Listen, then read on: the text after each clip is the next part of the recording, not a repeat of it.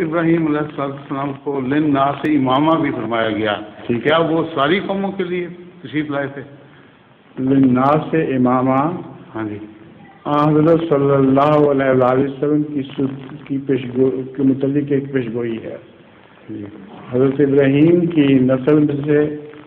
سب سے اہم وجود جو پیدا ہونا تھا وہ حضرت رسول اللہ صلی اللہ علیہ وسلم پیدا ہونا تھا، اور آپ کی وساطت سے حضرت ابراہیم نے بھی امام بننا تھا، اور بغیر اس وساطت کے بھی کئی پہلو سے آپ کو امام الناس کا کہا جا سکتا ہے، کیونکہ یہودی اس وقت بہت بڑا غلبہ رکھتے ہیں، اور یہودی بھی آپ ہی کی اولاد میں سے ہیں، نسل میں سے ہیں، اور عیسائی اس وقت بہت بڑا غلبہ رکھتے ہیں، اور دونوں حضرت ابراہیم کی طرف منسوب ہوتے اور حضرت ابراہیم کے متعلق آپس میں جھگڑے کرتے ہیں، کوئی کہتا ہے یہودی سے، کوئی کہتا ہے عیسائی سے۔ تو اس سے پتہ چلتا ہے کہ اس وقت جو دنیا میں جو غلبہ ہے جن الناس کا، وہ ابراہیم ہی کی اولاد ہے،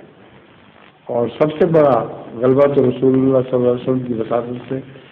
ابراہیم کو نصیب ہوگا، جبکہ دنیا کی اکثریت مسلمان ہو چکی ہوگی۔ جی، جزاک اللہ۔ ظہور مہر